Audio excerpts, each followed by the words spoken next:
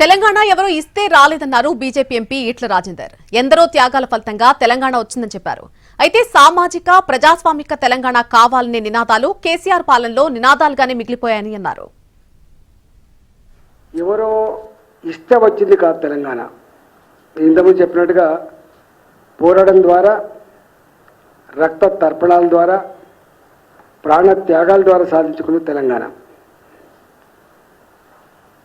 ఏ ఉద్యోగాల కోసం, ఏ నీళ్ల కోసం, ఏ నిధుల కోసం అయితే తెలంగాణ సమాజం ఉద్యమం చేసిందో దానికి మించి సామాజిక తెలంగాణ కావాలి, ప్రజాస్వామికమైన తెలంగాణ కావాలి. ఇవాళ ఆ రెండు నినాదాలుగా మిగిలిపోయినాయి.